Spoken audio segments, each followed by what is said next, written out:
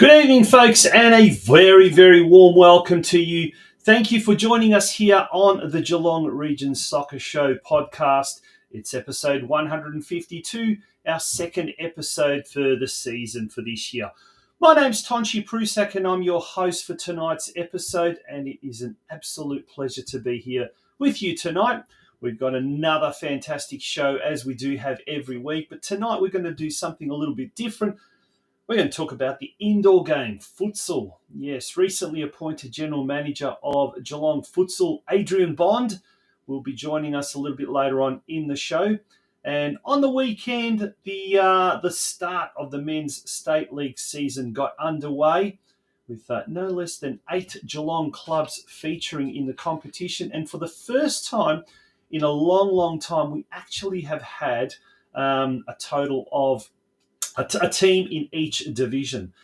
So one of the clubs that had a big win, probably the biggest win, without a doubt, it was the biggest win, were the Deakin Ducks, and they defeated Barwon 6-1. We're going to be joined by the captain of the Deakin Ducks, Luke Dahl, a little bit later on, and he'll give us his take on what transpired at Deakin University in Warn Ponds on the weekend. And of course, we've always got the all the latest news that's happening around the region. Some late breaking news happening as well during the course of today. So a lot going on. Before we go on, a huge thank you to everyone at Just Turfing Instant Turf.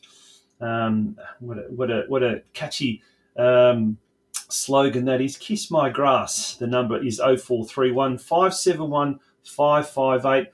For anything that you need with regards to turf installation, Just Turfing have become one of our major advertising sponsors this year, and we thank them sincerely for doing that. They were already an business advertising sponsor, and they have now increased their sponsorship, so they have become a major business advertising sponsor. We also hope to stitch up a major sponsor in the coming days, possibly maybe even week or so, and we look forward to announcing that. So thank you to everyone that has supported the show. Thank you to all the businesses that have allowed us to commence and to see out season 2025, which will in fact be our 7th season. Now, we are on the lookout for anyone who has who's got what it takes to be a presenter. I am on the lookout for a co-presenter. So if you feel that you've got what it takes to be a co-presenter on the Geelong Region Soccer Show, I guess there are two things that are prerequisites. One, you obviously have to love football and the local region, and I guess you want to have a global perspective on the sport.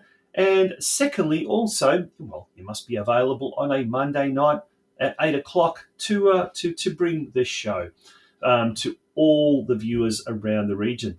communitysportsmedia@gmail.com is our email address. If you are interested, please get in touch as soon as possible.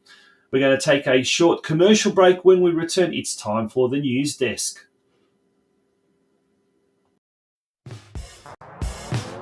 Just Turfing Instant Turf is a local family-owned and operated company which guarantees top quality products and service. Whether you need turf for a small front garden or a large landscaping project, Just Turfing Instant Turf are the turf installer experts you can trust. They supply and install for most major landscapers in Melbourne and Geelong, with a wide range of premium instant turf and a full suite of turf care products. Chloe and the team at Just Turfing are sure to have all your turf needs covered. Their Melbourne, Geelong and Victorian regional distribution means they can supply your area with fresh cut turf installed the same day, hassle-free. Turf options that are available include Eureka Kikuyu, Santa Ana, Tiff Tuff, Sir Walter Buffalo and Sir Grange. For more information, contact either Chloe on 0431 571 558 or Josh on 0457 174 111.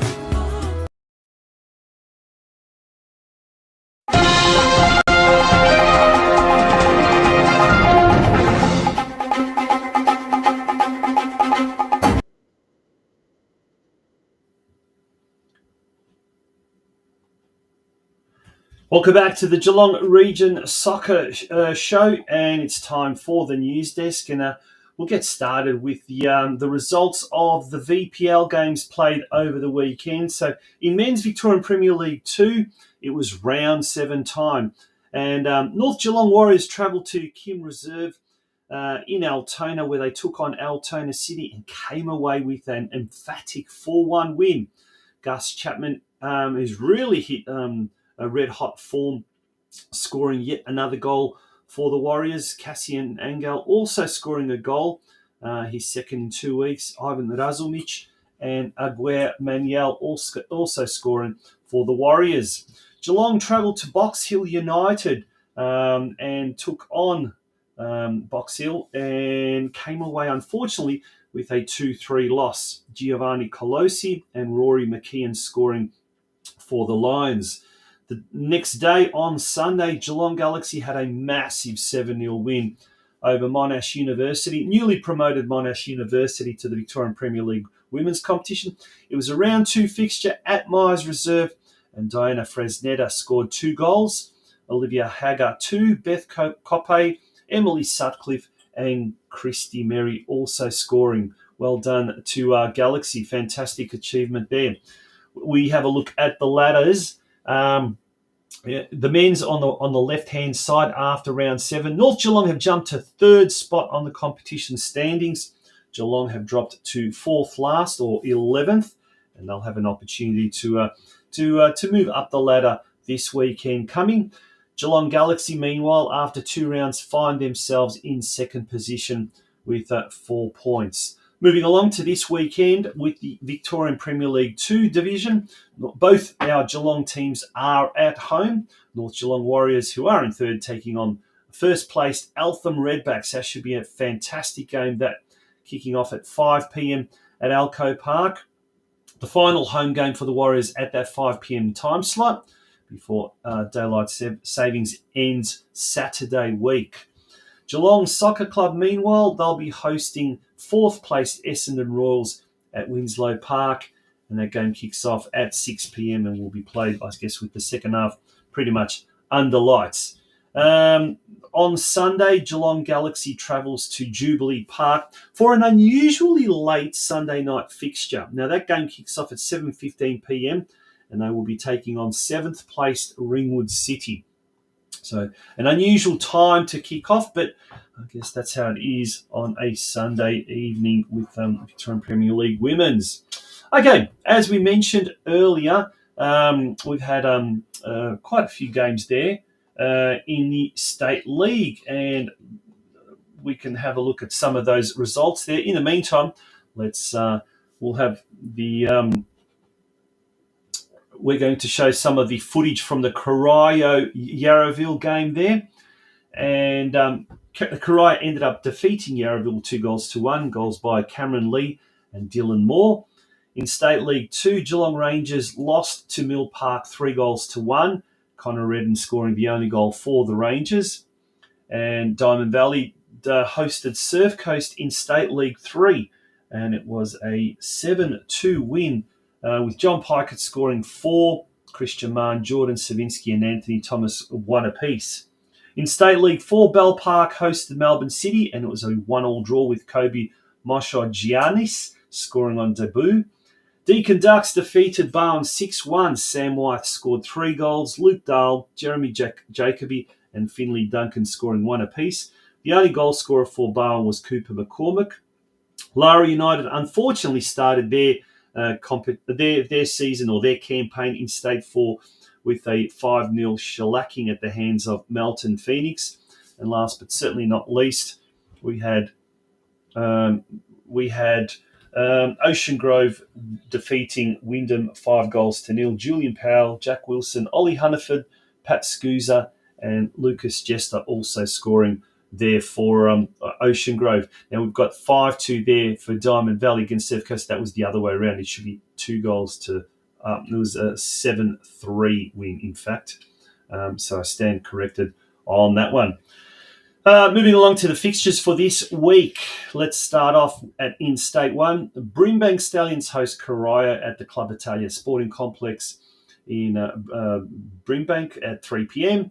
In State 2, Geelong Rangers have their first home game of the season, and this will officially kick off their 70th anniversary celebrations.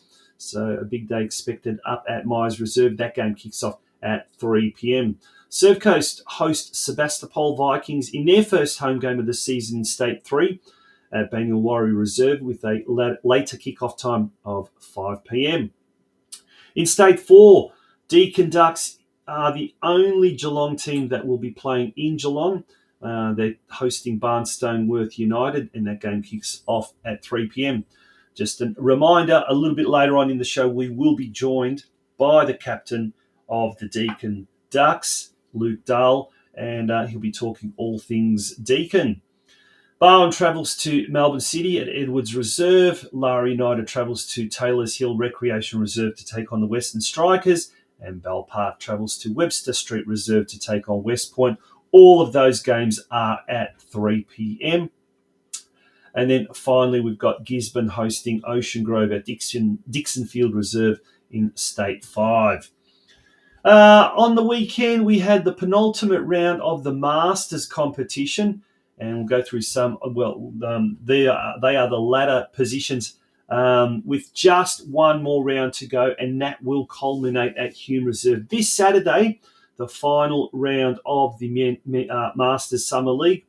In Division 1, or the legit Masters as it is known, Sailors Rest have opened up a 6-point lead, and they are unable to be dislodged from the top, so they have taken out the Division 1 competition. And Barwon Munich have also done the same in Division 2. They've got 6 points clear of Unatletico. But all of the action kicks off on Saturday at 12 o'clock with something that has never been done before, a women's exhibition match. That's kicking off at 12 p.m.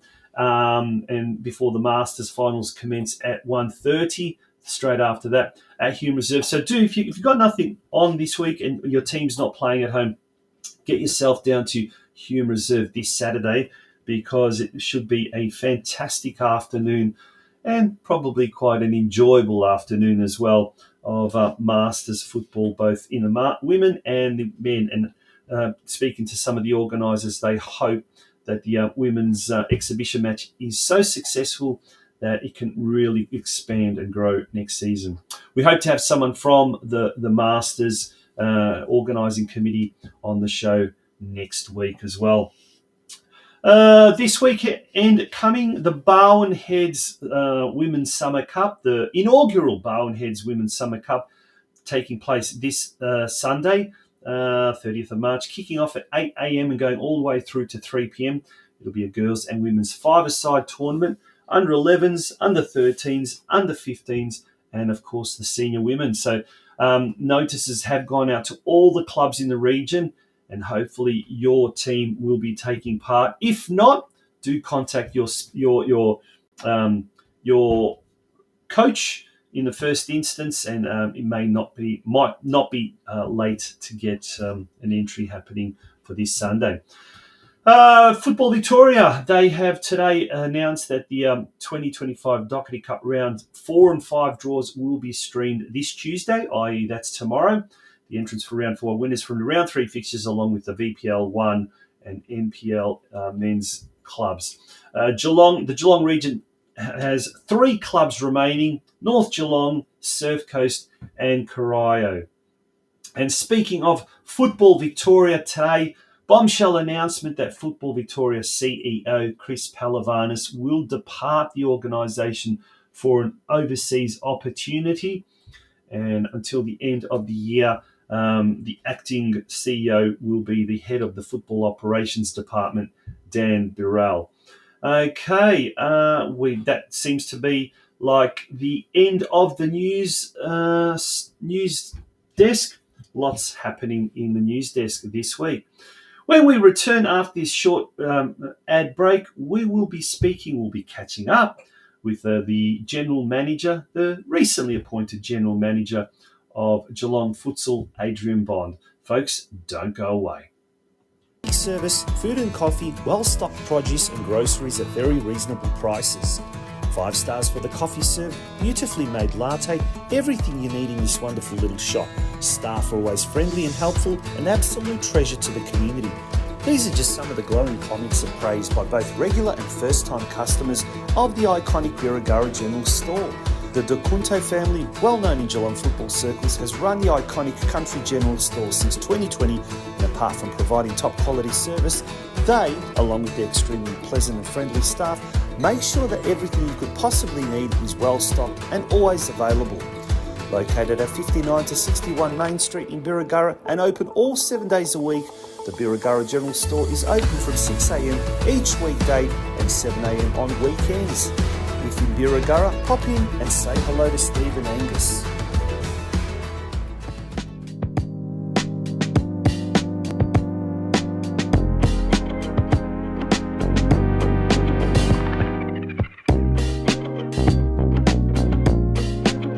We're coming to you from the home of Geelong Futsal, Barwon Valley Activity Centre, and with me here is a man that's really well known to the futsal community here in Geelong, and also the football community indeed, and he's the recently appointed General Manager of Geelong Futsal, Adrian Bond.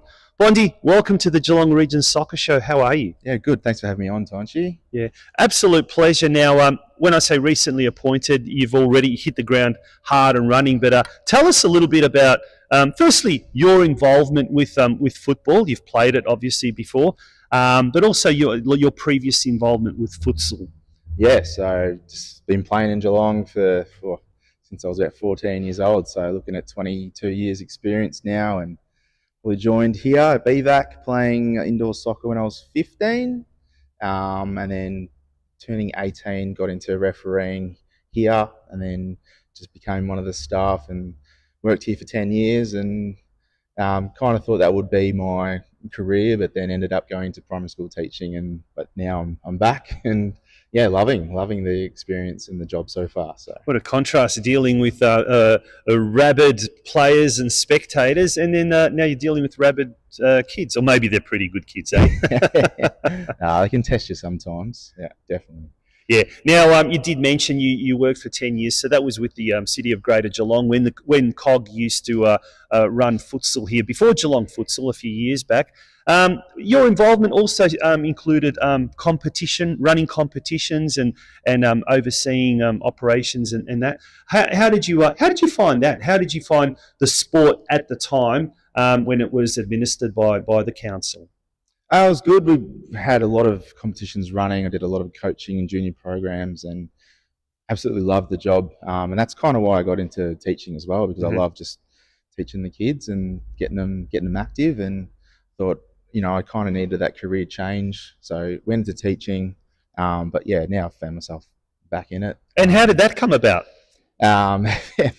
Funny story, but Andrew and Dermot, as we know, have been running the comps and who've been on the Geelong Region Soccer Show podcast in the past, yeah. They've been travelling down from Ballarat because they're based in Ballarat, and they've been running it down here in Geelong for the past two and a half years.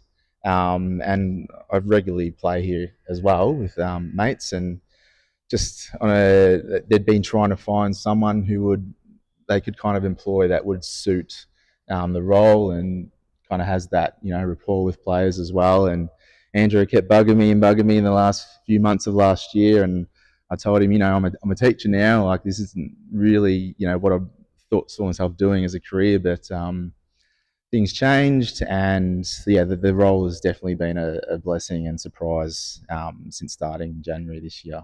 That was going to be my next question. When did you actually start, say, in January? So obviously it's culminating now with the summer season coming to an end, and in fact this week you've got finals, semi-finals and finals happening as of this week. So thrown in at the deep end, how was it? How were the first few days or weeks, I guess?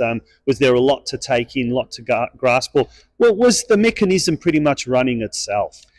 It was pretty much running itself, and the role had kind of, it was like, I told Andrew actually, it was like riding a bike. I'm straight back into it. I've never, all the kind of skills and the roles and responsibilities all come back to the brain, and just got back into it straight away kind of thing. But it's obviously got the Geelong futsal spin on it now, Mm-hmm. not being run by council. There's a bit more administration work, and it's a bit more like the records are really tightly kept with the website, and everything kind of is done really professionally through that. And then they've got a bit of a lot of pathways available with juniors as well. So my first week I was actually up on the Gold Coast for the Gold Coast International Yep. futsal tournament there, Yeah. which is probably the biggest in Australia every year. Yeah.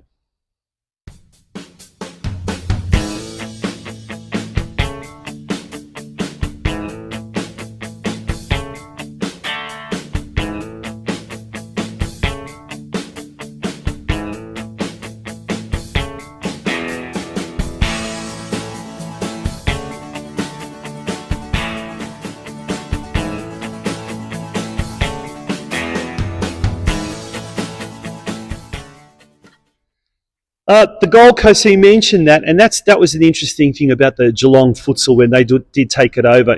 Up until then, it had been pretty much a participation sport, a social sport. But Geelong futsal, since they've come into Geelong, they've made it clear that they also want to do a lot more representative football and a lot more taking, kind of almost creating an elite pathway. How's that heading? What are the plans at the moment with regards to, I don't know, rep teams, and obviously we've got state championships coming up. I think it's in April or May or thereabouts. And there are always futsal tournaments happening almost year round. So, where's that heading with your role, I guess? Yeah, so with the Gold Coast tournament in particular, there was a all girls team that competed under 14s in that tournament, all from Geelong. Mm-hmm. Then we had a few. How'd they go, by the way? They did really well. I think they ended up third of their group out of about 8 or 10 teams, and unfortunately lost in the semi-finals. But no, they had some really good close games and got a great experience out of the whole tournament. So, it's, as I said, it's one of the biggest in Australia, and just playing in the venue and playing against the quality is a massive experience for them. And a part of my role in this, taking over kind of Geelong futsal and as general manager, I'm going to be developing like the junior side up. We've got so many adult men's teams playing here, and then we do have juniors, but they tend to be just kind of the off-season outdoor football players. Mm-hmm. So part of my role is to develop the junior base and have it running all year long in Geelong futsal, and just providing competitions and programs for the youth. You mentioned the season, the summer season, and obviously now we're getting into the winter season. And usually, traditionally in Geelong, the winter season becomes basically mainly players, senior players. The juniors kind of tend to drop off and start to play outdoor football and what you're not. Is that something that you'd like to see maybe change, where kids that maybe play other sports, for example, footy or basketball, they'll be able to play futsal, even though they don't play, let's say, outdoor football? Is that something that you can see kind of a segment of maybe, where potentially the game locally could grow? Yeah, definitely. There's a lot of interest from kids and the current ones that are playing. So we're going to see what kind of numbers we'll consolidate over the next couple of weeks once all the finals have wrapped up. Mm-hmm. We're going to be running a school holiday clinic 2 days here during the school holidays. And next term, I'm looking to, kind of use my teaching experience and just connections, and basically go into schools and see if we can kind of get some of those kids that aren't playing any sports as well to come down and, go through our development programs or play in the competitions. On the weekend, speaking of the winter season coming up shortly, on the weekend, I guess registrations were launched for something that's very new and something that's probably right up my alley, unfortunately, or fortunately, Masters Winter League. We've seen the Masters Summer League at the moment, and it's reaching its crescendo, I guess, climax next weekend with the finals. But this is something that you've been working with the lads from the Masters Summer League about, a winter Masters competition. Do tell. Yeah, definitely. This is my second season in the Masters Summer League, and absolutely love it. I've kind of, hit that 35-year-old mark, and I've got that kind of limbo period where, I want to keep playing competitively, but do I just play the Sundays because, I'm kind of getting too old for the state leagues? And since playing Master Summer League, it's definitely been a real kind of fresh air. Like, it's just absolutely amazing just turning up each week and the social aspects and just everything they're kind of working towards. Because there's a lot of support with mental health as well. And it's definitely something that I look forward to every weekend. And was thinking, in my new role, the Masters Summer League's about to finish off, and when it does finish, what's there to do for Masters players? There's not a lot of options in Geelong. A lot of players, they don't want to keep playing against young tough and chase after them in the Sunday leagues. So I thought, why not do enough of that, chasing after your kids? I think these days, but absolutely. Has there been any talk about potentially what nights those competitions could be? Yeah, definitely looking at Thursday nights here. We've been talking to a few different teams, had some individual players already registered, had a couple of teams that would say they're keen to put in their same kind of team from Master Summer League. So hopefully, towards after this last round and the kind of finals day that they're doing, we'll get a bit more and we can offer a good competition for the Masters to keep playing together as teams, and it can build, both the teams for the competition we have here and the next Master Summer League at the end of the year. Exciting stuff. Are there any other initiatives with regards to either women's divisions, senior men's divisions, or the junior divisions for the winter season coming up? Yeah, we'll look to build on the numbers that we've kind of have remaining from the current Summer League season, as well as a few that are waiting to kind of join and enter the competitions and players that are looking for teams. So just, as I mentioned, through the development programs and kind of promotion I'll be doing in schools, hopefully we can offer and keep the junior side going through the winter season. Now, I guess you've had experience working with the council, working with various infrastructure, I suppose, here in Geelong, and now in your role as general manager. And I suppose this is not something that's probably in your portfolio, but something that you can definitely kind of make an observation. Infrastructure. At the moment, Futsal Geelong operates out of Barwon Valley Activity Centre. Once upon a time, used to be at a leisure time centre as well as here. But as with a lot of other sports around town, there always seems to be just not enough pitches, not enough courts. I know in the basketball community they spoke about that in the press recently, and futsal's another one where we just seem to struggle to have enough court space. What's your opinion on all that? What's your take on all that? And would you love to see a futsal specific facility one day in Geelong? That'd be the dream. I mean, they've had a resurfacing here on this court, and it absolutely looks amazing compared to what it used to look like when I was working here last. So, a futsal purpose stadium would be amazing. I think, as you were mentioning, like as far as providing court space, we are looking to get both centres operating again with the Summer League for the juniors. So, looking at Leisure Time Centre kind of staffing the competition there as well and offering it to the northern teams of Geelong. Yeah, that'd be awesome. Mate, I guess Football Victoria recently, or in the last few years, tried to get an F League happening, sort of like a state league competition. Doesn't seem to have been too successful. It's kind of struggled from being a 14 competition 2 years ago to what turned out to be like a mini tournament this year. But do you think that one day possibly Geelong could have a team in some sort of a statewide competition? And is there an appetite, more importantly, is there an appetite here within the football community to take futsal to a whole new level, and whether it be competition-wise or whether it be representative-wise?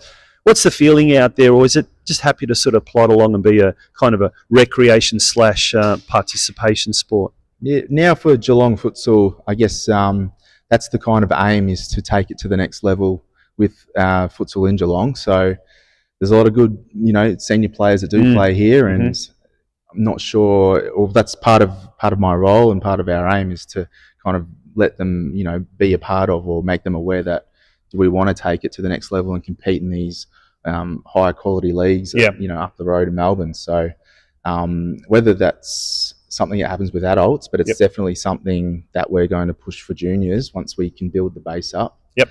and offer those pathways. Yeah. Now that sounds like a really, really exciting future, and it's certainly something that I think the Geelong football community will no doubt follow with great interest. But have you got any last words for viewers of the Geelong Region Soccer Show as General Manager of Geelong Futsal? No, basically we're about to head into our new competition, so we've got everything to offer from competitive Division 1 to social Division 3. We're operating on five days a week at the moment, hopefully with a sixth. So if you're interested, you can pop your name down. We've got the website at geelongfutsal.com.au and just sign up as a player or a team and we can do our best to sort you out. And if you're on Facebook, there's a Facebook page as well, Geelong Futsal. And obviously keep in touch with what's happening on the Geelong Region Soccer News Facebook page and also on our podcast. Adrian, thanks so much for joining us on the Geelong Region Soccer Show. We look forward to chatting with you in the near future. No worries, Tonchi. It's been a pleasure, mate.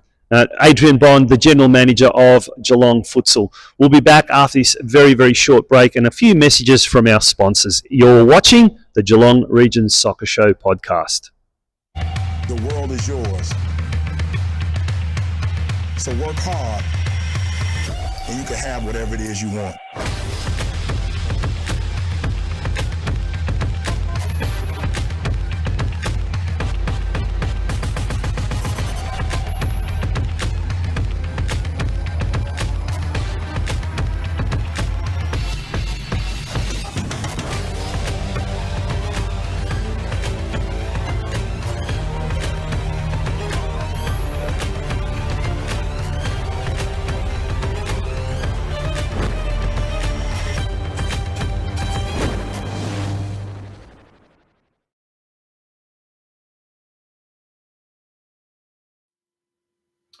And welcome back to the Geelong Region Soccer Show podcast.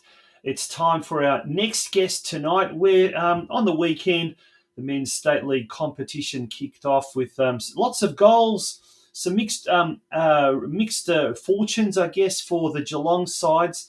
But one of those sides did extremely well in their first game, I guess, in the higher league. Deakin Ducks got promoted to State League 4, and on the weekend, Deakin Ducks took on Barwon in a local derby and came out 6-1 winners over hapless Barwon. And to tell us a little bit more about what happened and transpired at Deakin University on Saturday afternoon, we're joined by the captain of the Deakin Ducks, Luke Dahl. Good evening, Luke. How are you? And welcome to the Geelong Region Soccer Show. Thanks, Tonchi. Thanks for having me. It was good. It was a good weekend. So pretty happy to start off strong and get a good result. Yeah. Now, look, let's be honest. Was it a case of Barwon was just awful? And I'm not trying to be the smart assy here or anything like that. Let's really get to the chase. Or was it just Deakin were phenomenally good? What happened there?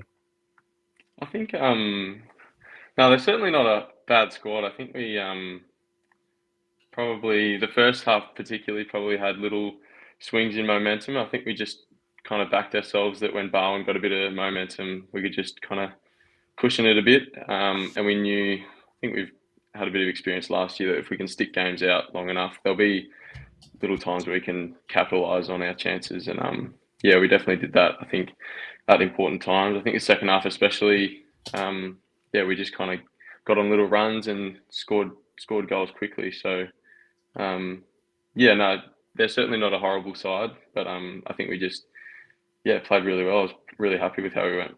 Yeah, there's some footage there that we've got of the game. Sam Wyeth scored 3 goals in the second half. Obviously, you scored 1. Jeremiah Jacoby scored 1, and new boy Finley Duncan as well. He was the first one to score the goal. That must have been there we go. Here we go. That must have been quite a thrill for him to score on debut for the Ducks. Yeah, no, happy for him to get his goal tally started early. It was a good finish. I think he just popped up in the right spot. And it's always nice to get one early in the game like we did. Now, obviously, the side dominated last year in State 5, did very, very well. Runner-up against the runaway champions, Lara United. What's the plan for this year? I mean, it's a high competition. Do you kind of did you go out and watch any of the State Four games last year? And where do you think? I know it's hard after one round, but where do you think Deakin will kind of fit in this year? Yeah, we've obviously come up with against a few of those teams in previous years through State Five.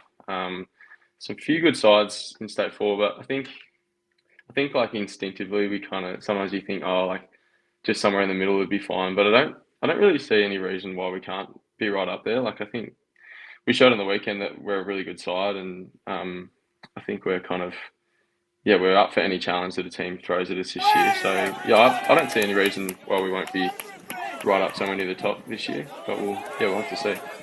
Yeah. Um, The world another is goal there, yours. Quentin. Yeah. And we had an advert there, but it's an interesting discussion. Often when teams get promoted the first year, they're always going to struggle. But State Four is one of those real tough ones where there's a couple of teams that really dominate, and we know of. It's certainly the worst kept secret. There are clubs there that are spending big on players' wages and what you're not. But the rest of the teams sort of seem to be fairly even, and look, who are the teams that probably stand out? Who are you're expecting to be the toughest this year in state four? Yeah, I think we came up with against Melton when they were in State Five, and they were always a really good side. Um, yeah, definitely will be a good side. I'd assume this year as well. Um, so yeah, I don't know. It's sort of hard to say. I think it'll probably take a few weeks before we know a bit more about different teams. But you're right. I think it'll be pretty even. I don't think. Yeah, I think particularly early on, I think every team's is right up for it. Um, yeah, it's probably too early to say who Yeah, the real absolutely. who the real teams to beat are. But yeah, I think in the next few weeks we'll get a good gauge of that. Yeah. Now, apart from Finley Duncan, you've had a couple of new recruits, and including one returnee appearing in that first round. Tell us a little bit about the new old players. Yeah, so Marcus Lindenberg obviously come back. So it's awesome to have him back in the side.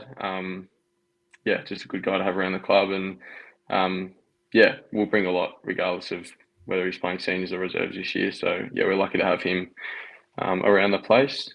And then we've got Johnny Augello who started with us on the weekend, and yeah, he's a good pickup. Yeah, a guy that's just good up and down the lines. Yeah, can just back in to do a job for us. Yeah. Um, yeah. And are there any other players there that didn't get a run in the first that have joined the team in the off season? Yeah, there's a few. I think our Resi's team has picked up. I'd say nearly half the squad You is guys. new. Wow. Yeah, we've had a fair few new guys show up, so I'd be struggling to name them all, but Yeah. I think yeah, we're lucky. We picked up a lot of good players that just add a lot of depth to the squad. I think yeah, there's a lot of guys that could definitely be getting a run in the seniors at some point during the year. So I think it's a good headache for the selectors to have, and yeah, it's exciting to see. I think both squads will be pretty strong this year, hopefully. Yeah, it's a club. Deacon Ducks is a club that's really growing in many ways. I'm not look not it's been a powerhouse on the local scene for many years. And I guess the senior men's team have been doing really well, but the local community sides have been doing very well as well. But also the women's side of things as well. And on the weekend, and I guess this is a really good indication of there's a senior men's, but this is a really good indication of where the club's heading with as far as the women's are concerned.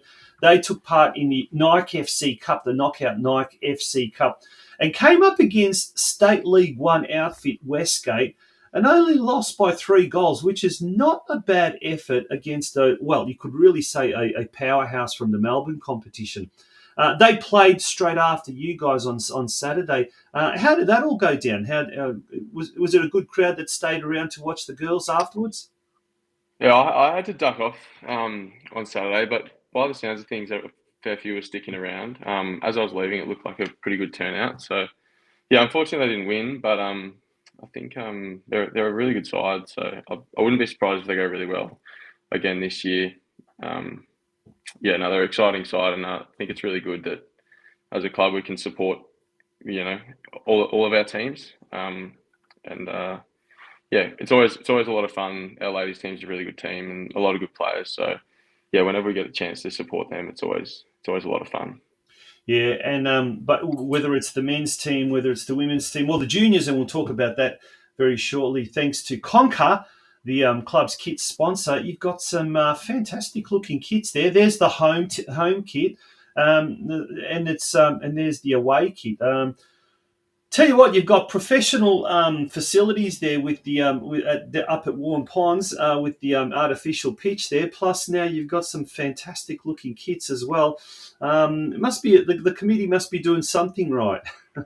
Yeah, no, it's good. I think it makes a difference when you have kits like that and facilities or whatever that yeah make us look good. So I think it definitely raises the standards. And we're very lucky, I think, just to have the facilities and the opportunities we do. But yeah, you're right. The committee's obviously doing something right to kind of keep that sort of thing happening every year.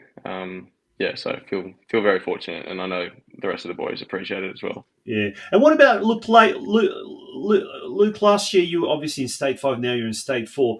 Let's be honest. Some of the grounds and some of the clubs that you go to don't have the luxury of, I guess, of such fantastic facilities as Deakin do. Is it hard? You train, you play on an artificial pitch, fantastic facilities, and then when you go away, you come up on some, cow paddocks, for example. Does that make it really, really hard to, to keep that consistency, or you're quite used to sort of it by now, knowing that when you travel, sometimes you're not going to get as good facilities as you do have at Warm Ponds? Yeah, I think particularly early in the season, especially when you've done like a full pre-season on the artificial turf. I think Yeah, when you first go away for a few away games on grass, it's a bit tough. I always find it a bit just like your bearings are a little bit off to start with. yeah. I think as the season goes on, it gets a little bit easier. You kind of realise that just every surface you play on is going to be a bit different, regardless of what sort of surface you train on. So you're right, you do get a real mix, but yeah, I think it gets a bit easier as the season goes on, I feel. Yeah. Now, this week you've got Barnstoneworth United at home, a team that's also in recent years been promoted from Division 5 to Division 4, and always a bit of a tough team. You don't really know quite what you're going to get with Barnstoneworth United. What are you expecting from that game? And that game's at home as well at 3 p.m. on Saturday. Yeah, no, you're right. Don't know very little about them. Yeah, not really sure what to expect. It might be a good thing, I think, early in the season, particularly at home. I think we just back ourselves against any team. Yeah. But yeah, I know very little about them, but hopefully we can kind of stick to how we want to play and get a good result again and get another one on the trot. And that's a good point. You sort of say maybe hopefully you can play your own game. And when you do come up against a team such as Barnstoneworth United, you don't really know too much about them. You as captain, what do you try and do to the boys? At the start, do you try and settle them down and just try and feel the opposition, or from the get go, do you try and implement your own natural game style? Yeah, I think we've obviously got our own game style in the way that we want to play, but I think particularly last year and this year, we've probably put a bit more focus on being able to adapt and Yeah. like identify where we need to make changes in the game. I think we did it really well on the weekend. We kind of adjusted our defensive structure a lot, and it really made a difference in the end. So I think, yeah, I definitely think that we're a team now that can adjust, and we probably don't need to be really rigid in how we prepare for the game. I think we can kind of adjust on the fly. So hopefully it's the same story on the weekend.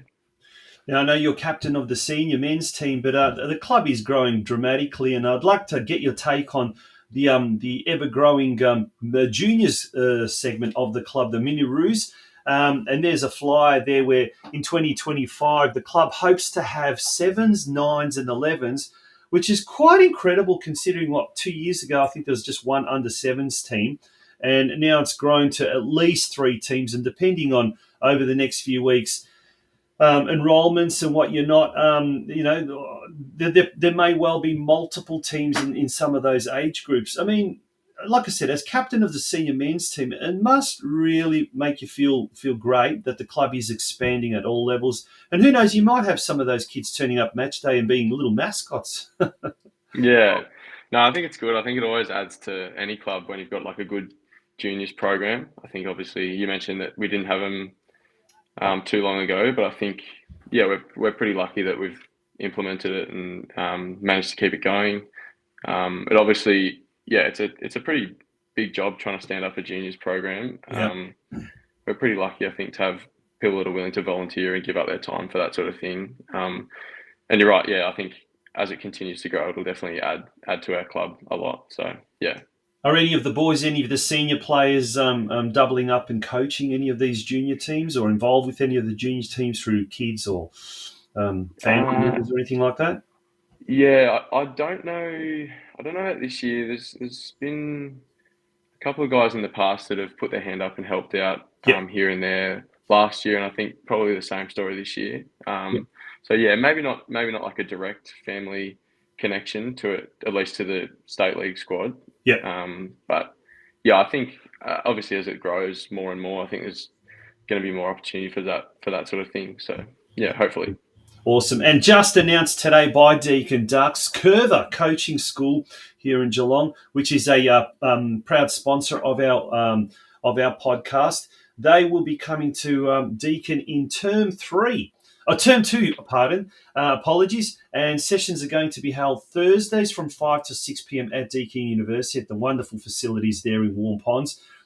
And it's going to be a cross-club collaboration, I guess, with Curva Coaching Geelong, an amazing development opportunity for the local kids working through the globally recognised Curva Pyramid of Play Development, which includes ball mastery, receiving and passing moves, 1v1 attack and defence, speed, finishing and group play. Now, for more information, contact Curva Direct, so curva.com.au. You can go on there or email them at geelong@curva.com.au, and there's a phone number there as well, 0423 975 569.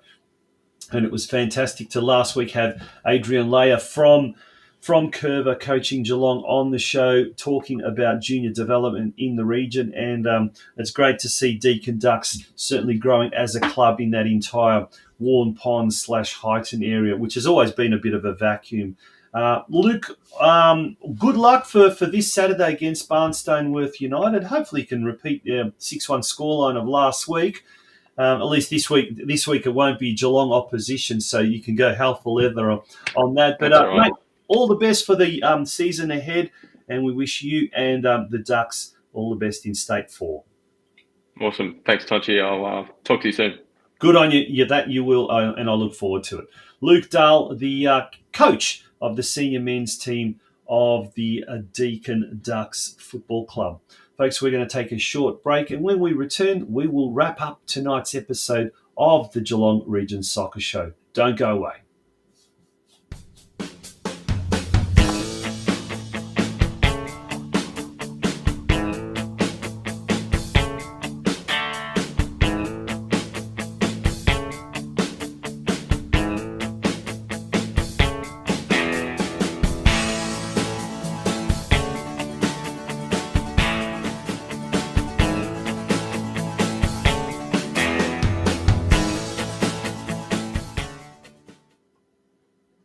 Oops, that was not the coach of the Deakin Ducks. Sam Robinson is. That was indeed the captain of the Deakin Ducks, Luke Dahl. Folks, that brings us to the end of episode 152 of the Geelong Region Soccer Show. We'll be back next Monday night at 8 p.m. And until then, there's lots of football happening this weekend. Do get out and about, and hopefully your team will win. Good night, and thank you for once again. Thank you for joining the Geelong Region Soccer Show tonight.